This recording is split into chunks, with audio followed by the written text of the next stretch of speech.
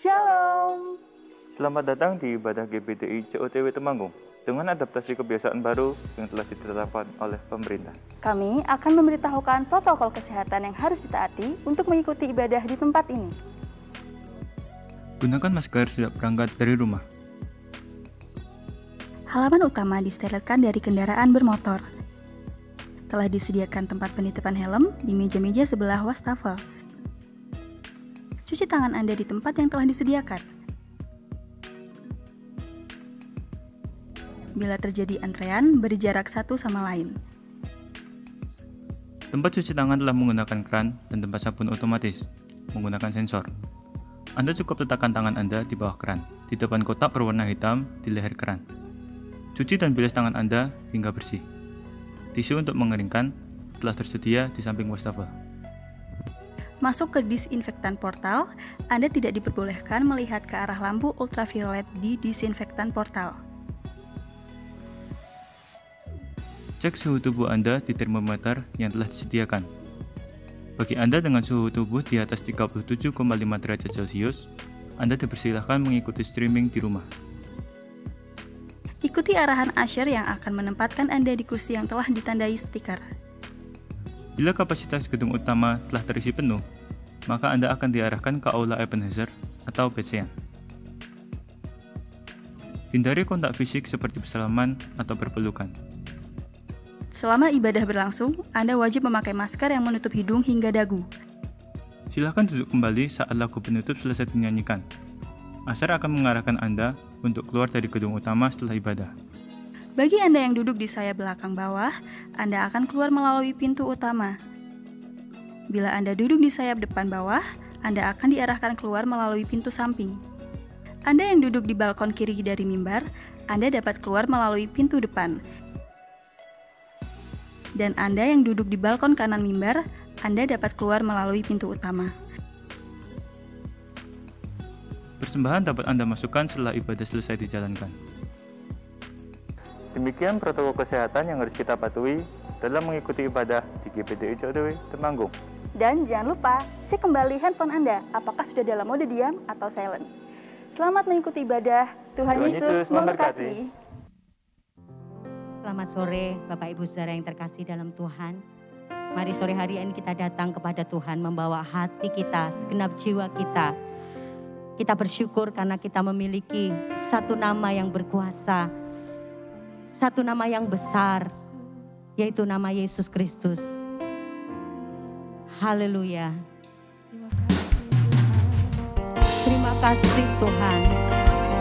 Namamu menyelamatkan kami Tuhan. Namamu menghidupkan kami, membangkitkan semangat kami. Haleluya.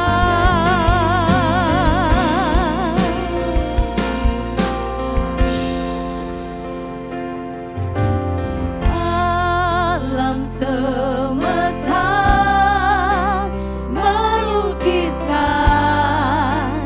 kebesaran Tuhan.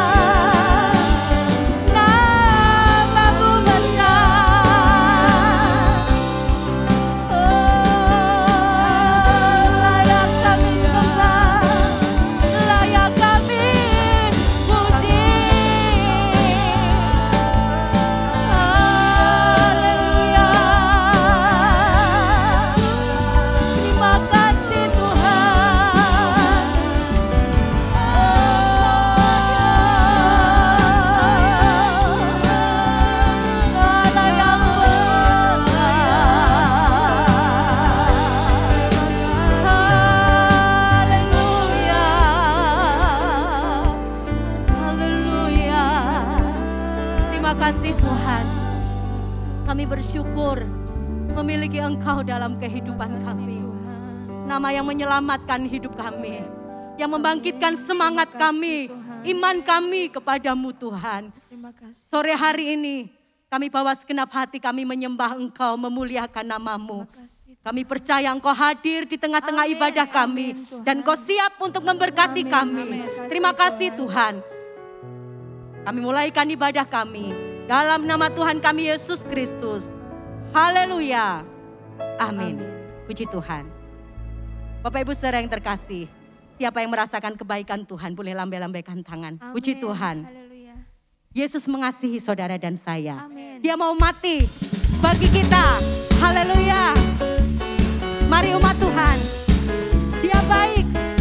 Dia tidak pernah berubah dalam hidup kita.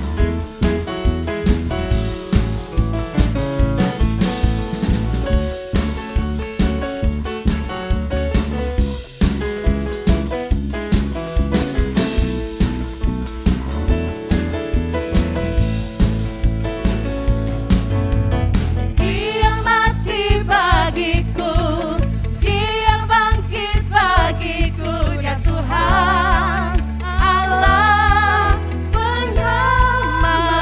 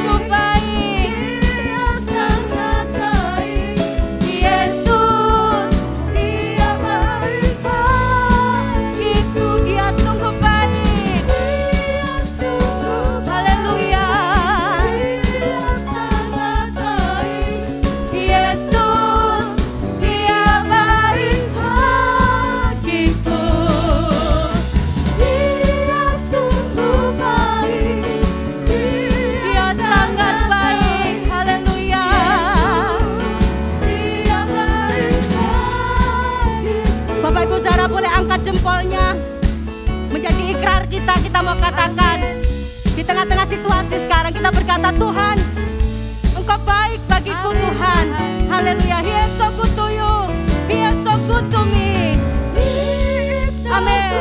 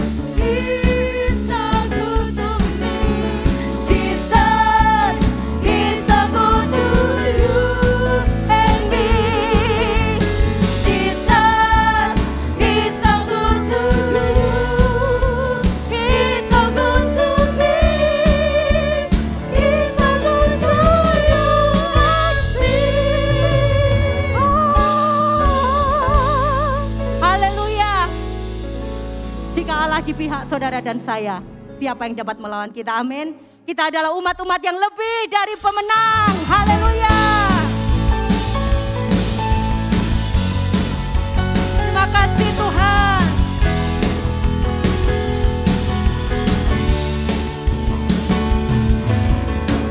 Lebih dari pemenang dalam segala perkara. Iblis telah dikalahkan.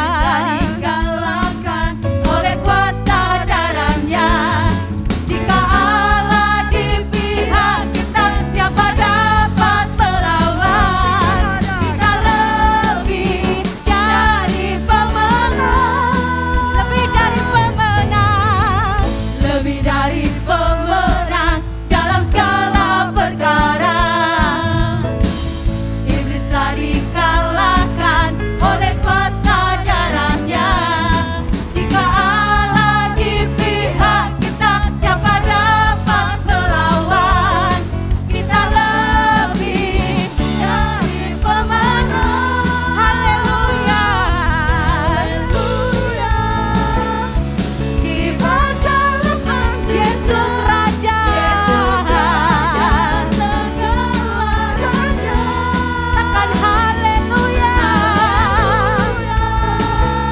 Bagi gereja-Nya, kita lebih dari pemenang.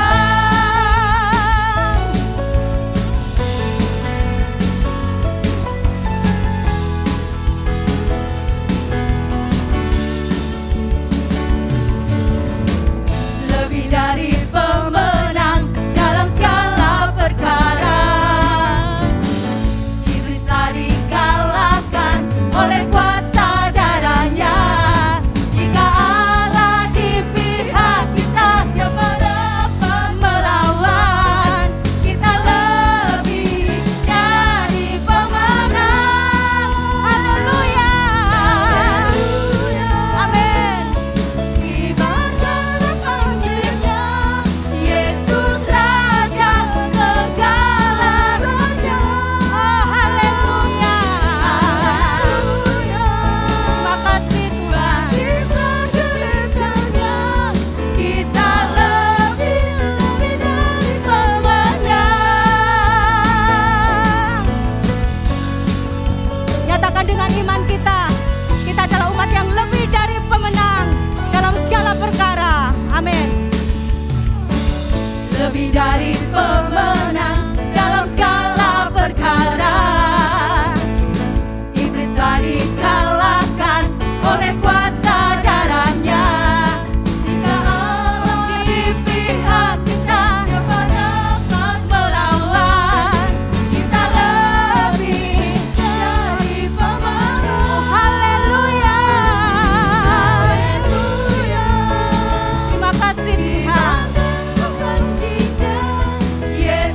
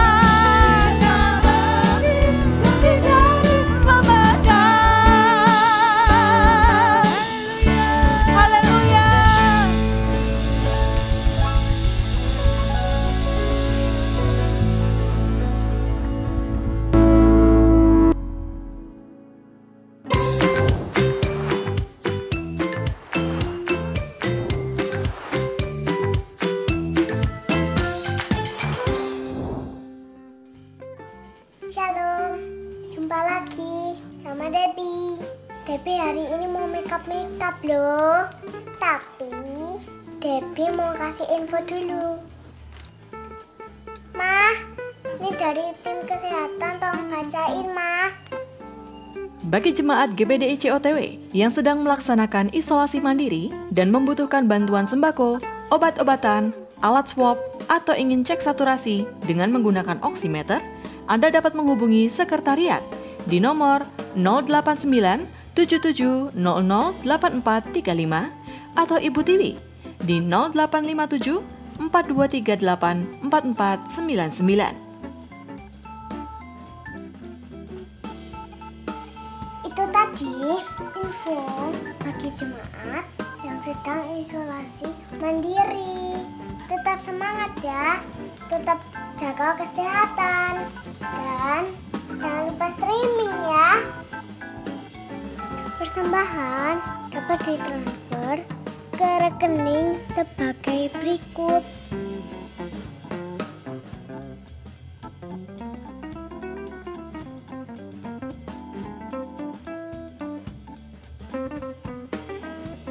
Streaming ibadah dapat diikuti di hari berikut ini.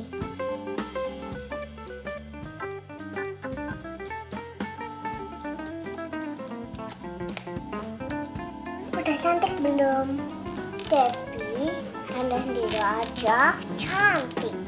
Apalagi kalau Tuhan yang dandanin. Jadi percayakan hidup kita di tangan Tuhan saja. Mazmur 119 ayat 73, tanganmu telah menjadikan aku dan membentuk aku. Berilah aku pengertian supaya aku dapat belajar perintah-perintahmu.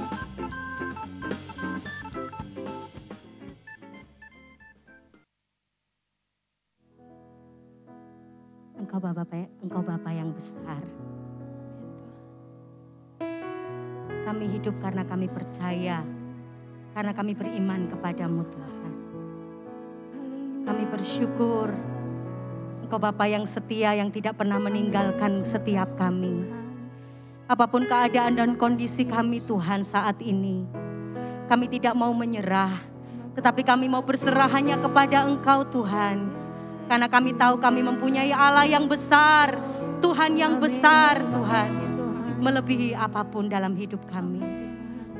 Terima kasih Tuhan.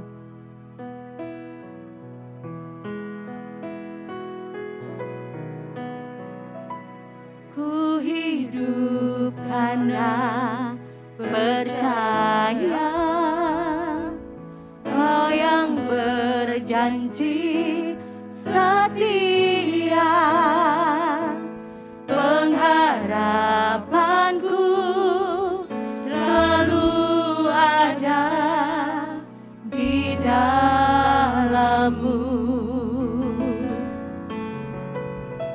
Ku tidak akan menyerah meski dalam kesesakan, seluruh hidupku dalam genggaman-Mu.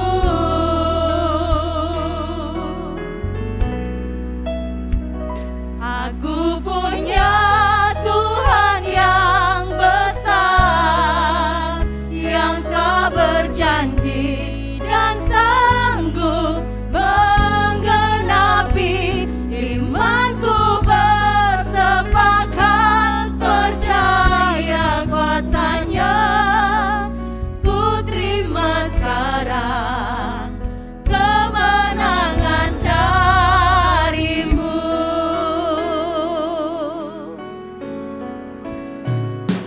Ku hidup karena percaya, Kau yang berjanji setia. Kau Bapa yang setia bagi kami Tuhan. Pengharapanku terima kasih Yesus, selalu ada di dalam-Mu. Kami tidak akan menyerah Tuhan.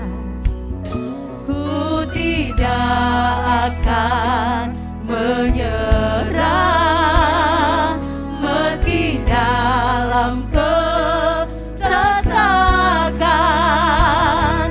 Seluruh hidupku dalam genggaman-Mu.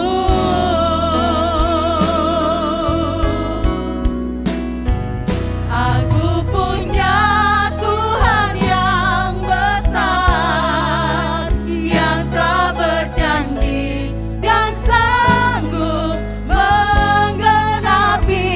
Imanku bersepakat percaya kuasa-Nya. Ku terima sekarang kemenangan dari-Mu. Aku punya Tuhan yang besar, haleluya. Aku punya Tuhan yang besar, yang telah yang setia bagi kami, menggenapi. Imanku bersepakat percaya kuasa-Nya. Ku terima sekarang kemenangan dari-Mu.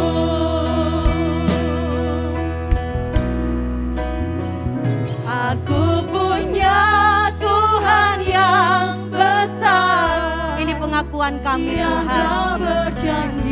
Ini ikrar kami, iman kami kepadamu. Haleluya. Percaya kuasa-Nya. Ku terima sekarang kemenangan dari. Aku punya Tuhan yang besar, haleluya. Aku punya Tuhan yang besar, yang telah berjanji dan sanggup menggenapi. Imanku bersepakat percaya kuasa-Nya. Ku terima sekarang kemenangan dari. Aku punya Tuhan yang besar, haleluya.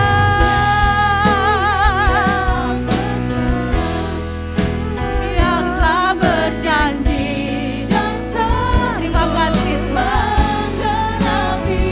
Imanku bersepakat percaya kuasa-Nya. Ku terima sekarang kemenangan dari. Imanku bersepakat. Imanku bersepakat percaya kuasa-Nya. Ku terima kesembuhan Tuhan. Kesembuhan dari-Mu. Imanku bersepakat. Terima kasih percaya kuasa-Nya. Ku terima sekarang kemenangan dari-Mu. Haleluya. Haleluya.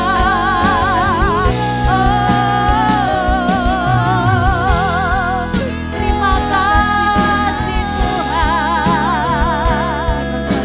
Kami punya Allah yang besar melebihi apapun. Terima kasih. Haleluya. Haleluya. Terima kasih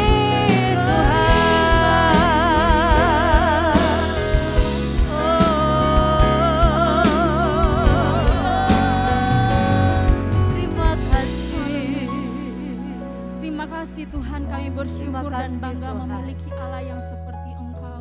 Yes, Engkau Allah yang benar, setia Tuhan. dalam Amin. setiap Amin. kehidupan kami. Amin. Apapun yang terjadi dalam Terima kehidupan kasih, kami, Yesus. kami percaya Engkau lebih Amin, besar Yesus. dari segala-galanya, Haleluya, yang sanggup haleluya. mengatasi setiap Makasih, masalah Yesus. kami, Ya yang Rala sanggup Masang, mengatasi ya Rala setiap Masang. pergumulan kami, Makasih, Engkau yang Yesus. sanggup memberikan kekuatan kekuatan di saat kami lemah Makasih, Tuhan. Yesus. Terima kasih Tuhan, ajarkanlah dalam setiap kehidupan kami. Makasih, Untuk kami Yesus. mau tetap terus berharap dan percaya sungguh Amin, dengan amin, kepadamu Yesus. Tuhan. Terima kasih Tuhan. Pada saat ini kami akan mendengarkan firman-Mu Tuhan. Biarlah Engkau mengurapi setiap kami jemaat-Mu. Terlebih urapi hamba-Mu Tuhan yang akan menyampaikan kebenaran firman-Mu. Biarlah Engkau pakai bibir mulut lidah hamba-Mu Tuhan. Agar ketika yang menyampaikan kebenaran firman-Mu itu benar-benar berasal Amin. daripada-Mu Haleluya, Tuhan. Yesus. Dan kami percaya Tuhan, firman-Mu yang akan meneguhkan setiap kami. Kasih, Yesus. Firman-Mu yang akan menguatkan kehidupan kami. Terima kasih Tuhan, kami siap mendengarkan firman-Mu hanya di dalam nama Tuhan Yesus. Haleluya. Amin. Puji Tuhan, kita punya Tuhan yang besar. Tapi permasalahannya ada argumen berkata, saya tahu saya punya Tuhan yang besar. Tapi saya punya iman yang kecil. Bahkan saya sepertinya udah gak ada iman lagi. Ketika kalau tadi saudara ikuti puji-pujian, ada satu kali pemimpin pujian mengajak kita nyanyikan bagian refrainnya. Aku punya Tuhan yang besar. Tapi kemudian kita dengarkan tadi ya bahwa pemain musiknya diperintahkan untuk berhenti. Jadi rasanya kita nyanyi sendirian. Dan berapa banyak kali kalau sekarang memang di online saudara mungkin mendengar lewat headphone, saudara melihat lewat streaming ini lewat HP. Kadangkala kita ikut menyanyi tapi mungkin lebih banyak kita hanya nyanyi dalam hati. Benar enggak? Ayo saudara yang mengikuti lewat streaming. Berapa banyak kali kita hanya nyanyi dalam hati. Tapi misalnya di gereja, ketika kita sedang menyanyi, aku punya Tuhan yang besar. Tahu-tahu misalnya pemimpin pujian menyuruh musiknya berhenti. Berapa banyak kali kita nggak nyanyi sekeras kalau ada musiknya. Karena kita mulai berkata, aduh suara saya kan fales, suara saya kan sumbang. Saya nggak ada penuntun. Sehingga kita mulai merasa saya sendirian. Begitu juga mungkin di dalam permasalahan-permasalahan, di dalam situasi yang sedang kita hadapi sekarang. Ada di antara kita mulai berpikir gini, kalau Tuhan itu ada, mana buktinya Tuhan itu ada?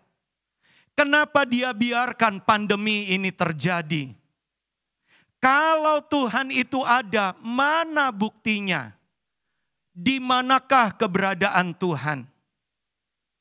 Ingat, ketika kita sedang menghadapi ujian, anak-anak, orang-orang muda atau bapak ibu yang pernah dulu bersekolah.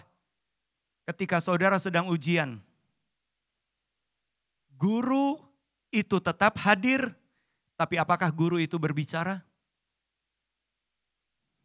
Sang guru, dia hadir di situ, tapi dia berdiam diri.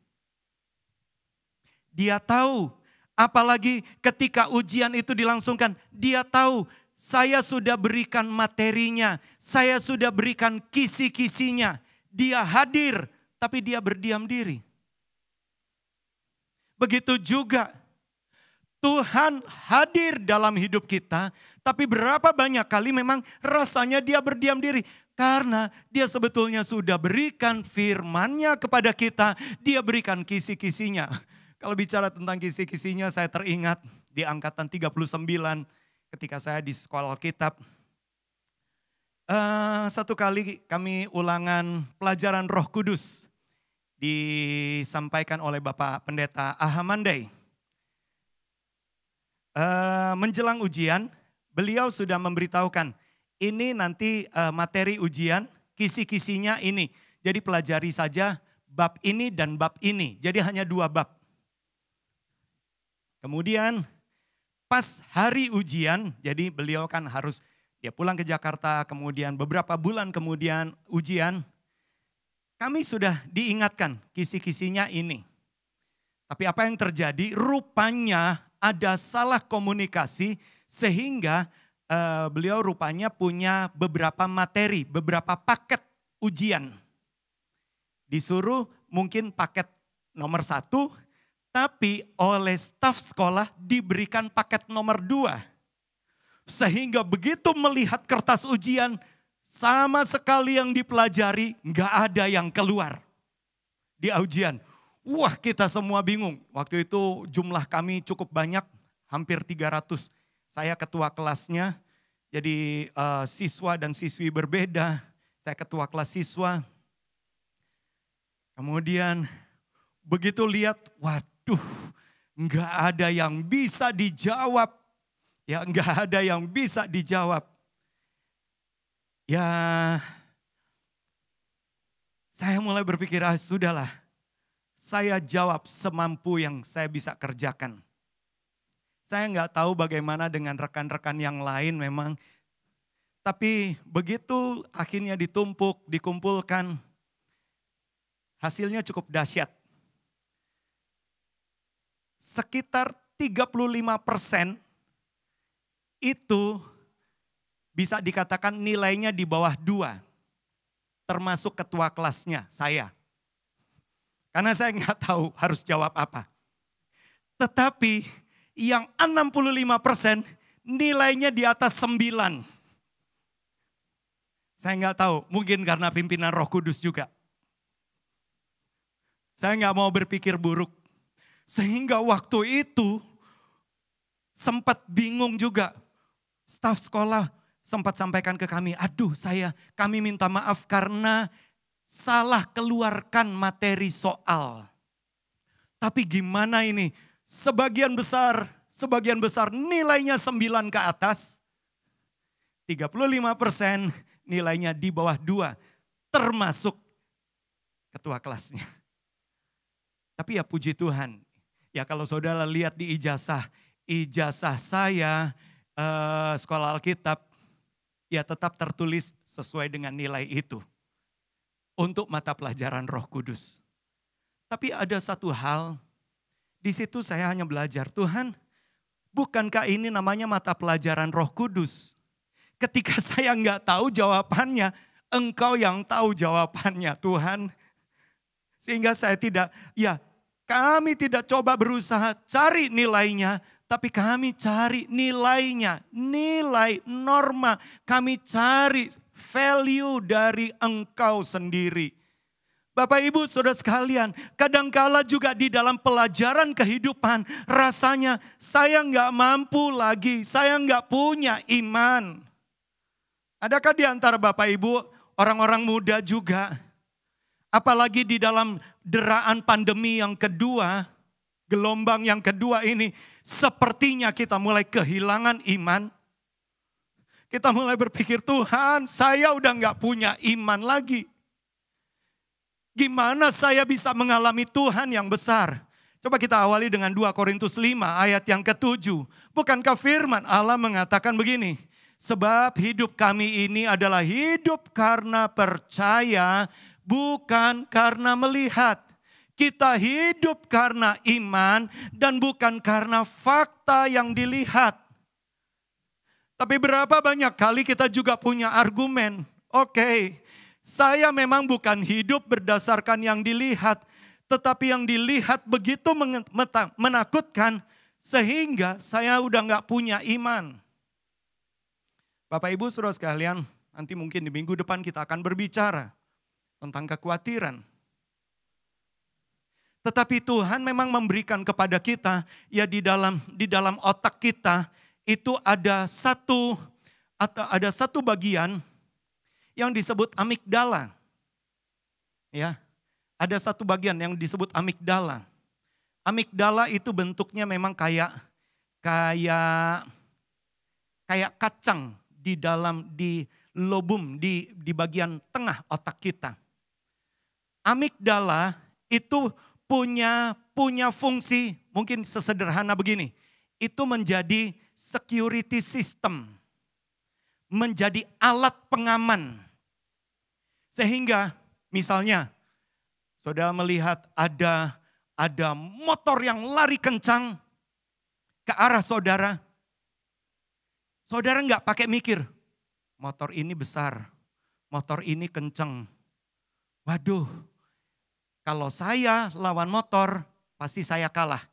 Saudara nggak pernah sampai mikir gitu. Tapi amigdala itu meresponinya sehingga saudara akan menghindar. Benar nggak? Sebelum saudara menghindar, saudara nggak akan mikir, nggak akan menganalisa keadaan. Tetapi amigdala yang Tuhan tempatkan membuat kita langsung bisa bereaksi dengan cepat. Ini adalah mekanisme alamiah yang Tuhan berikan. Tetapi di sisi yang lain, amigdala ini membuat kita khawatir. Amigdala yang ditaruh Tuhan di dalam otak kita membuat kita khawatir. Membuat kita menjadi was-was tentang hari depan. Ketika kita melihat, langsung responnya, waduh payah. Begitu melihat sesuatu, langsung responnya, waduh kita khawatir. Dan kekhawatiran itu menghancurkan iman. Dan berapa banyak kali kita mulai berpikir, Pak, gimana gak khawatir? Saya kan lihat keadaan. Dan bukankah amigdala saya itu normal kalau saya jadi khawatir? Karena memang amigdala, kekhawatiran itu dimunculkan oleh bagian amigdala itu. Kalau saya khawatir, bukankah itu normal? Saya kehilangan iman. Bapak Ibu Saudara sekalian, kita nggak usah menafikan keadaan, mengingkari keadaan. Mungkin ada di antara engkau sedang khawatir. Saya pun bisa khawatir, saya sebagai gembala saudara, saya bisa khawatir. Tapi bagaimana ketika kita khawatir, bahkan kita nggak punya iman. Ada satu hal yang kita bisa belajar dari kisah Alkitab yang sederhana. Waktu engkau nggak punya iman, bila imanmu bagaikan tembok yang roboh, sadarilah Yesusmu. Sadarilah keberadaannya. Coba kita lihat Injil Matius 15 ayat 22. Ada seorang perempuan itu sebetulnya perempuan dari daerah Kanaan. Perempuan Yunani, perempuan Siro-Fenisia. Dia khawatir dengan anaknya yang sakit. Dia khawatir, dia tahu ini adalah yang berharga. Mungkin ada di antara engkau juga khawatir, ada keluarga saya. Tadi pagi saya juga terima SMS dari seorang bapak, dia berkata, berkata, Mas Andre tolong bantu doa buat menantu saya masuk ICU. Khawatir. Dan saya katakan, oke, saya bantu doa. Tuhan tolong, biluri Yesus menyembuhkan dan menjadi obat mujarab. Nah, perempuan Siro-Fenisia ini juga begitu khawatir. Khawatir dengan anaknya. Dan sebetulnya dia nggak punya iman. Karena kembali lagi, dia adalah orang Kanaan. Tetapi kalau saudara lihat, coba kita kembali lagi ke ayat 22, menarik sekali. Maka datanglah seorang perempuan Kanaan dari daerah itu dan berkata, berseru, kasihanilah aku ya Tuhan, anak Daud. Karena anakku perempuan kerasukan setan dan sangat menderita. Perhatikan, perempuan Siro-Fenisia ini dia mulai berkata, kasihanilah aku ya Tuhan, anak Daud. Sebetulnya kenapa dia sebutkan anak Daud? Dia coba menyamar seperti orang Israel, seperti umat pilihan Tuhan. Orang Kanaan tidak mengenal Yesus sebagai anak Daud. Hanya umat pilihan yang tahu bahwa ini adalah anak Yesus, anak Yusuf bin Yusuf, anak Daud dari keturunan Daud. Jadi ketika perempuan ini dia datang kepada Yesus dan dia berkata anak Daud, sebetulnya bisa dikatakan dia sedang mencomot iman dari umat pilihan untuk menjadi imannya dia. Supaya dipikirnya kalau saya kelihatan punya iman, maka Yesus pasti bisa tolong. Sudah tahu? Yesus tahu bahwa kenyataannya dia bukan orang beriman. Dalam tanda petik, dia bukan umat pilihan Tuhan. Yesus tahu bahwa dia adalah perempuan Sirofenisia. Enggak usah dikasih tahu. Sehingga Yesus kan mulai menjawab, aku tidak datang, aku hanya datang buat domba-dombaku Israel. Bukan buat yang lain. Berapa banyak kali kita juga, Tuhan, kita coba, saya mau coba beriman. Tapi kenyataannya sebetulnya kita kehilangan iman. Yesus tahu kondisi kita. Yesus tahu. Itu sebabnya, tapi saya senang sekali perempuan ini, dia datang kepada Yesus sebetulnya awal pertama bukan karena dia beriman, tapi karena dia lihat ada satu orang. Ingat, di zaman itu Yesus belum terlalu terkenal. Tapi ada satu orang yang sanggup. Dia lebih terfokus kepada keberadaan Yesus daripada kepada imannya. Sehingga tidak heran kalau waktu Yesus mulai berkata, enggak baik memberikan roti yang harusnya buat anak-anak dan diberikan kepada anjing. Perempuan ini enggak serik, perempuan ini enggak sakit hati, disamakan dengan anjing. Sehingga dia mulai berkata, anjing pun makan dari remah-remah yang jatuh dari meja tuannya. Hasilnya dahsyat, saudara. Ketika perempuan ini tidak terfokus lagi kepada imannya, tapi terfokus hanya kepada Yesus. Perhatikan ayat 28. Coba saudara lihat ayat 28. Yesus memberikan, hai ibu, besar imanmu, maka jadilah kepadamu seperti yang kau kehendaki. Dan seketika itu juga anaknya sembuh. Ketika perempuan ini enggak punya iman, tapi dia terfokus kepada Kristus. Dia enggak melihat kepada kondisi dirinya, saya enggak layak. Dia bahkan coba mencomot, dalam tanda petik, mencomot iman dari umat Allah. Sehingga dia pakai Yesus, Tuhan anak Daud. Tapi Yesus tahu keberadaannya. Dan ketika dia kembali, oke, saya memang gak layak. Saya memang seperti anjing, tapi saya terima remah-remah saja.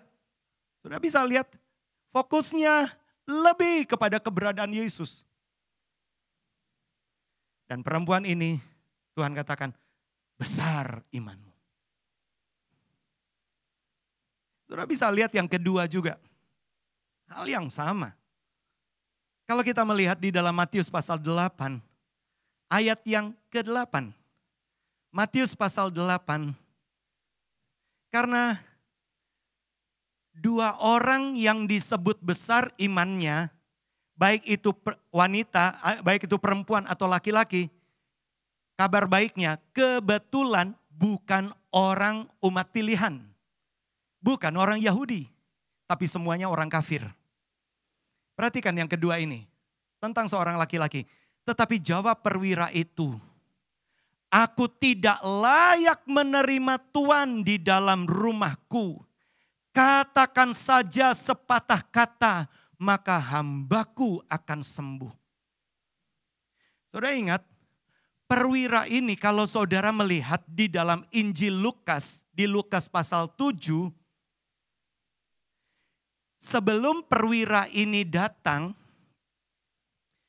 orang-orang Farisi, orang-orang Yahudi sudah memperkenalkan perwira ini kepada Yesus. Mereka perkenalkan gini, Yesus, perwira ini layak ditolong karena ia baik kepada saya, kepada kami, dan ia suka memberikan sedekah kepada rumah ibadat.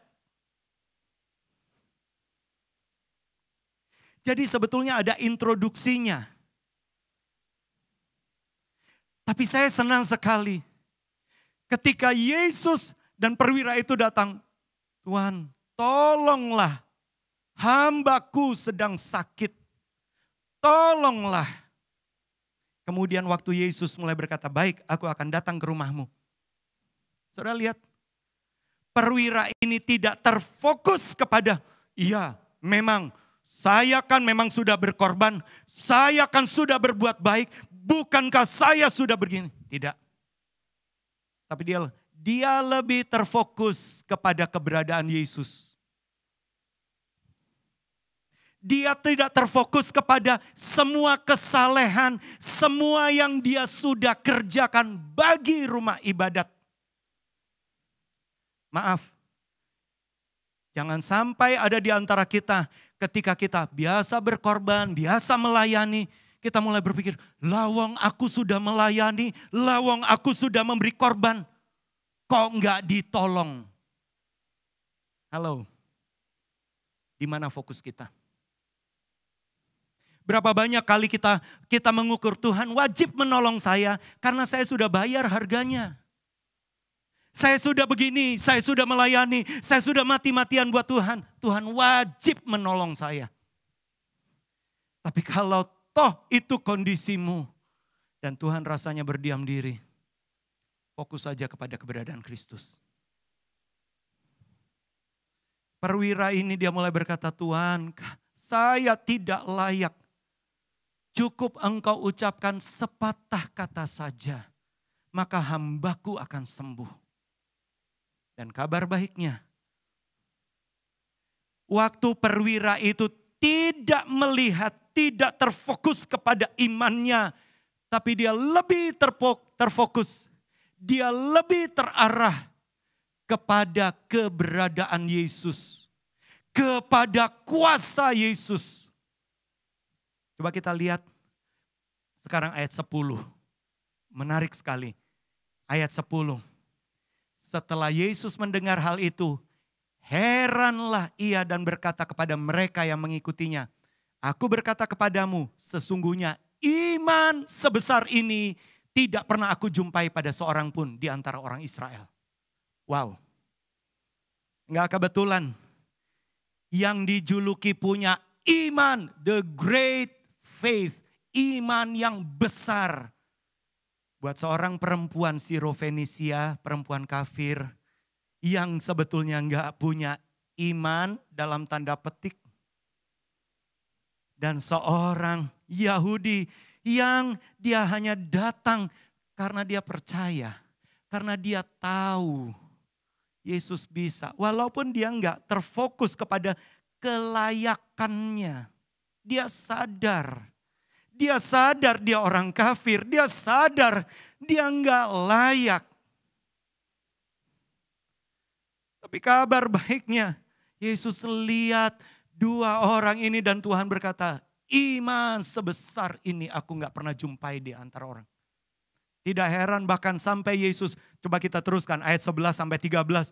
Yesus sempat dalam tanda petik, dia mulai berkata, aku berkata kepadamu banyak orang akan datang dari timur dan dari barat dan duduk makan bersama-sama dengan Abraham, Ishak dan Yakub di dalam kerajaan sorga. Ayat 12-nya, sedangkan anak-anak kerajaan itu dicampakkan ke dalam kegelapan yang paling gelap, di sanalah akan terdapat ratap dan kertak gigi. Ayat yang ke-13, Yesus berkata kepada perwira itu, pulanglah dan jadilah kepadamu seperti yang engkau percaya. Dan pada saat itu juga sembuhlah hambanya. Puji Tuhan, ketika kita sudah didapati sebagai orang beriman, kita percaya pada Yesus. Tapi jangan sampai anak-anak kerajaan justru akhirnya tercampak. Karena kita selalu mengukur dia berdasarkan apa yang saya sudah kerjakan. Apa yang saya sudah kerjakan. Dua contoh ini membuktikan ketika mereka, Tuhan inilah keberadaan kami. Kami tetap terfokus pada Engkau. Bukan pada apa yang kami kerjakan. Hasilnya besar imanmu.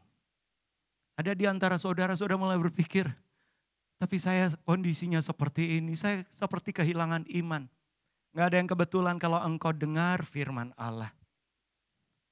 Tuhan tahu ketika imanmu bagai tembok yang roboh.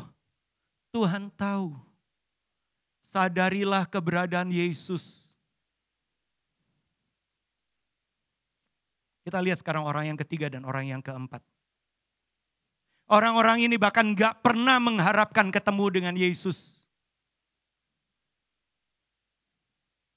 Coba kita lihat di dalam Injil Yohanes pasal yang ke-8. Injil Yohanes pasal yang ke-8. Sekarang lihat ayat yang ke-9. Peristiwanya adalah ketika ada seorang perempuan yang diseret oleh orang-orang Farisi ke depan Yesus, dan orang-orang Farisi berkata, Yesus, perempuan ini kedapatan berbuat zina. Hukum Musa mengatakan kita harus melempari perempuan-perempuan seperti ini. Kadangkala orang yang punya politik, punya niat, hanya ambil sebagian kebenaran. Hukum Musa mengatakan dua-duanya, sang perempuan dan sang laki-laki harus dilempari dengan batu. Tapi kalau saudara perhatikan, mereka mulai berkata, hukum Musa mengatakan kita harus melempari perempuan-perempuan ini dengan batu. Perzinahan itu melibatkan dua orang. Laki dan perempuan. Tapi hanya diseret perempuannya, mana laki-lakinya? Tapi menarik sekali, ketika perempuan ini mungkin sementara dia diseret, apalagi dia dia tahu, saya yakin dia sebagai perempuan Israel, dia sudah diajarkan Taurat Tuhan oleh ayahnya sejak dari kecil. Dia tahu sebentar lagi dia akan dilempari dengan batu. Dia dengar suara-suara kejam berkata, rajam dia. Dia dengar ada batu-batu mulai dikumpulkan. Dia nggak berani lihat, dia dalam kondisi telanjang. Kemudian mereka menyeret dia, mungkin dia diseret rambutnya. Diseret kepada satu orang yang dia nggak kenal. Dia nggak berani lihat.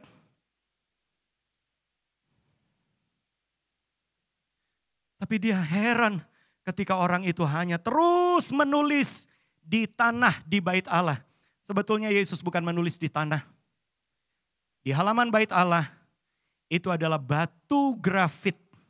Batu granit.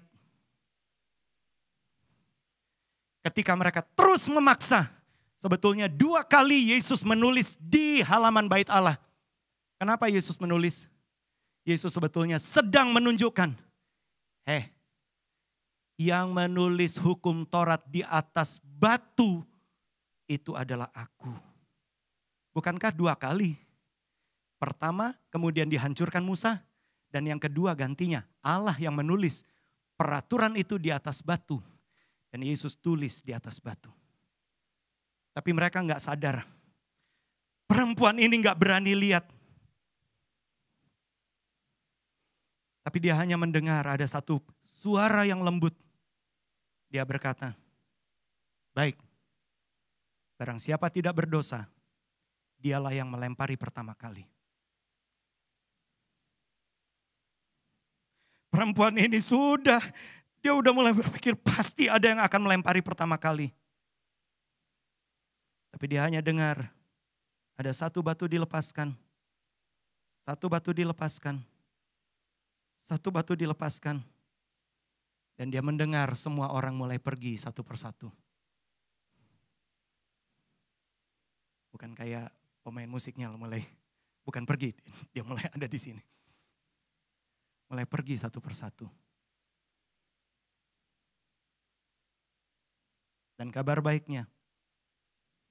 Coba kita lihat ayat yang tadi ayat 9 kalau nggak salah ya, ayat 9. Dan tetapi setelah mereka mendengar perkataan itu, pergilah mereka seorang demi seorang, mulai dari yang tertua. Kalau dalam terjemahan bahasa Inggris mengatakan being convicted by their own conscience. Merasa tertuduh karena yang menyeret pun juga ada dosanya. Being convicted, merasa tertuduh. Their own conscience, oleh kesadaran mereka. Kesadaran mereka kepada siapa? Kepada diri. Gak ada yang berani. Kembali lagi ke bahasa Indonesia. Akhirnya tinggallah Yesus seorang diri dan perempuan itu tetap di tempatnya. Perhatikan ayat yang ke-10. Ayat yang ke-10. Dan Yesus bangkit berdiri berkata kepadanya, "Hai perempuan, di manakah mereka? Tidakkah ada seorang yang menghukum engkau?" Ayat yang ke-11. "Tidak ada Tuhan." Lalu kata Yesus, "Aku pun tidak menghukum engkau. Pergilah dan jangan berbuat dosa lagi mulai dari sekarang." Dan saya yakin, Yesus bukan hanya sekedar pergi, kemudian dia pergi telanjang. Ingat, dia diseret telanjang. Tapi Yesus pergi, Yesus lepaskan jubahnya, dia kenakan kepada perempuan ini. Tepatlah seperti nubuatan Nabi Yesaya 41. Allah mengenakan jubah kebenaran kepadaku. Hanya Tuhan yang sanggup kenakan jubah kebenaran. Sehingga dia bisa pergi. Dia tidak terhukum, masih ada kesempatan. Dan ketika dia tidak terhukum, tidak tertuduh, itu adalah kuasa untuk tidak berbuat dosa lagi. Saya nggak yakin perempuan ini berkata, "Oh puji Tuhan, nanti berzinah lagi." Enggak. Dia sudah diselimuti, dia sudah diberikan jubah kebenaran oleh Yesus sendiri. Nggak ada iman. Sebetulnya dia layak mati. Tapi Allah sendiri, keberadaan Yesuslah yang memberikan dia jubah kebenaran. Engkau mungkin gak ada iman. Engkau mungkin dalam kondisi, seperti seorang artis dan suaminya. Engkau mulai berpikir, aduh di masa kayak gini kok malah aku berbuat dosa. Hari ini gak ada yang kebetulan. Fokus kepada Kristus. Dia datang kepadamu. Saya terbatas sekali. Saudara mencatat-catat saja di dalam Yohanes pasal 21 ayat 3 sampai ayat 6. Ketika ada seorang muridnya yang kehilangan iman dan dia mulai berpikir, mari kita cari ikan untuk memberi nafkah kepada keluarga. Dalam kondisi yang tidak menentu, Yesus sudah bangkit tapi nggak tahu di mana. Mari kita cari ikan. Bukankah kita bertanggung jawab buat keluarga? Tapi kenyataannya sepanjang malam, Yohanes 21 ayat yang ketiga, sepanjang malam nggak ada ikan. Dan bukan mereka yang berinisiatif datang kepada Yesus. Menarik sekali. Yesus yang datang di pinggir danau dan mulai berkata, "Anakku, adakah engkau punya lauk pauk?" Dan mereka mulai berkata, "Enggak ada. Sepanjang malam kami enggak dapat apa-apa." Mungkin ada di antara saudara, tadi pagi istri saya sempat sampaikan, kadangkala kita coba berusaha, kita coba mungkin berolahraga, kita coba cari rejeki kita. Tapi hasilnya mungkin ada di antara saudara terpapar. Dan waktu saudara terpapar, saudara mulai berpikir, apa saya kurang iman ya? Ketika mungkin perekonomianmu juga terpuruk, engkau mulai berpikir, apa saya kurang iman ya? Kabar baiknya malam hari ini, Yesus datang di pinggir danau dan mulai berkata, tebarkan jalamu di sebelah kanan. Kabar baiknya, Yesus, the author of our faith, penulis iman kita, dia datang. Itu sebabnya sebagai 2 ayat terakhir. Coba lihat Ibrani 12 ayat yang kedua. Ibrani 12 ayat yang kedua. Mari kita baca sama-sama. 2, 3, mulai. Marilah kita melakukannya dengan mata yang tertuju kepada Yesus, yang memimpin kita dalam iman dan yang membawa iman kita itu kepada kesempurnaan. Yang dengan mengabaikan kehinaan, tekun memikul salib, ganti sukacita yang disediakan bagi dia. yang sekarang duduk di sebelah kanan tahta Allah. Ketika jalani hidup ini, lakukan dengan mata yang tertuju pada Yesus. Engkau mungkin gak punya iman. Engkau mungkin merasa gak layak. Lakukan dengan mata yang tertuju pada Yesus. Menarik sekali, coba ubah di dalam terjemahan bahasa Inggris. Kalau bahasa Indonesia mengatakan, kalau di dalam bahasa Inggris mengatakan, looking unto Jesus, the author, penulis, and finisher, penyempurna iman kita. Engkau gak punya iman, looking unto Jesus. Lihatlah kepada Yesus. Dialah penulis imanmu. Dialah yang akan menyempurnakan imanmu. Ayat terakhir, Yohanes 6 ayat 40. Apa kehendak Bapa? Apa kehendak Tuhan buat setiap kita? Yohanes 6 ayat yang ke-40 mengatakan, sebab inilah kehendak Bapa-Ku, yaitu supaya setiap orang yang melihat kepada anak dan yang percaya kepadanya beroleh hidup yang kekal, dan supaya aku membangkitkannya pada akhir zaman. Kehendak Bapa, kita lihat pada Yesus, percaya kepadanya. Bila hati kita lemah tak berdaya, bila iman kita bagai tembok roboh, hanya ada satu harapan yang pasti, agung dan perkasa sampai selamanya.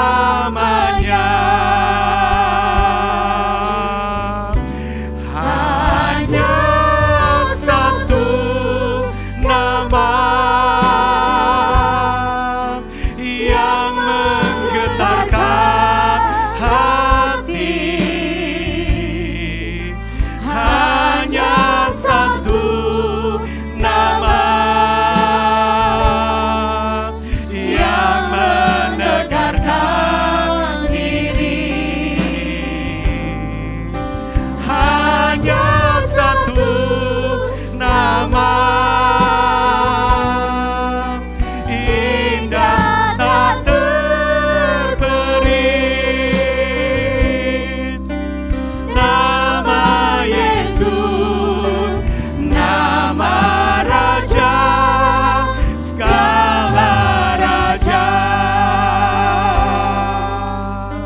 Mari kita nyanyikan. Bila hati kita Terima kasih Tuhan. lemah tak berdaya, Amin, amin, haleluya. bila iman kita Terima kasih. Mungkin keberadaan kami Tuhan. bagai tembok roboh, Kami fokus kepadamu Tuhan. hanya ada satu Kaulah harapan kami. harapan yang pasti, Kau agung dan perkasa. agung dan perkasa sampai selamanya. Terima kasih Yesus. Hanya satu nama yang menggetarkan hati. Hanya satu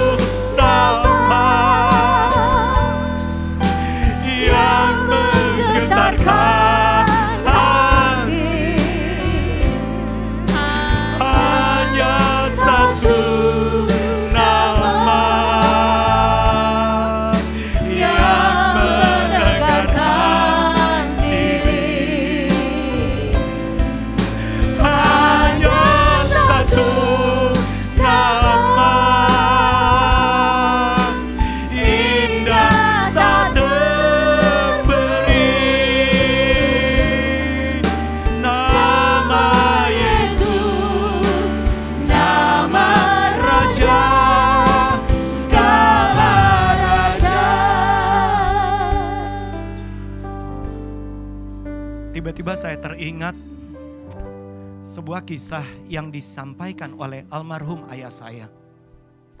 Karena ayah saya kenal dengan hamba Tuhan yang menciptakan lagu ini.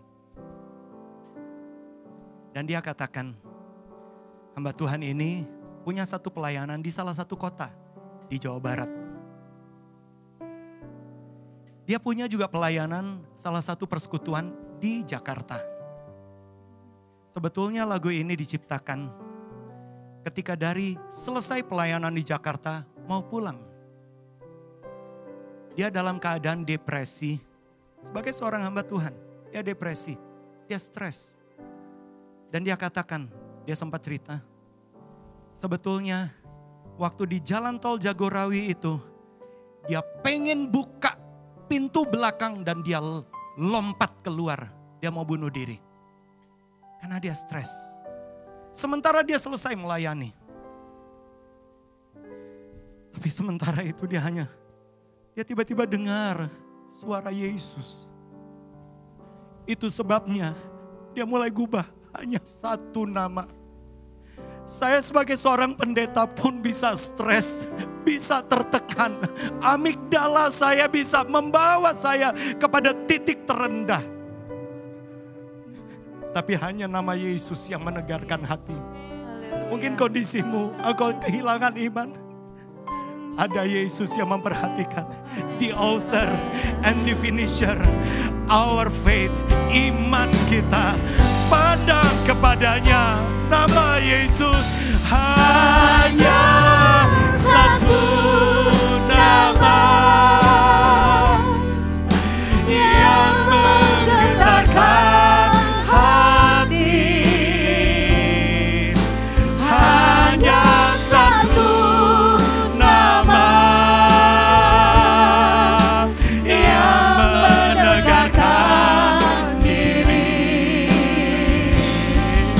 Hanya satu nama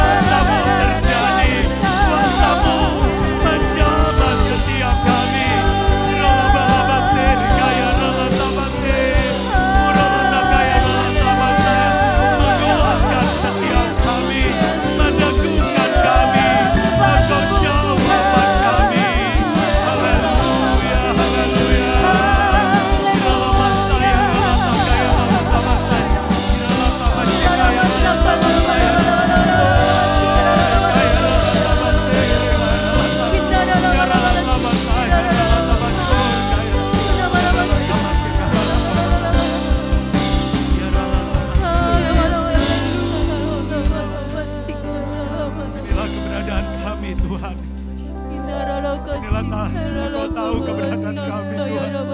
Gak ada yang bisa kami banggakan Tuhan. Kalau ada di antara kami, iman kami seperti tembok yang roboh. Mungkin ada yang dalam penderitaan, ada dalam kesendirian Tuhan, ada dalam hancur hati. Bahkan hamba-Mu berdoa kalau ada yang mungkin punya pikiran untuk Tuhan menghabisi hidup ini. Hari ini di dalam nama Yesus, Tuhan mengasihi-Mu. Tuhan punya rancangan. Tuhan yang memberikan Engkau damai sejahtera. Tuhan masuk dalam hatimu. Tuhan masuk dalam hidupmu. Tuhan masuk dalam persoalanmu. Tuhan masuk dalam kesusahanmu. Tuhan masuk juga di dalam kondisi sakit penyakitmu. Tuhan masuk dalam rumah tanggamu. Tuhan masuk dalam keadaanmu. Dan nama itu adalah nama yang berkuasa. Amin, amin Tuhan. Ya, di dalam nama itu ada kuasa kesembuhan. Di dalam nama itu ada kuasa sanggup mengadakan dari tidak ada menjadi ada.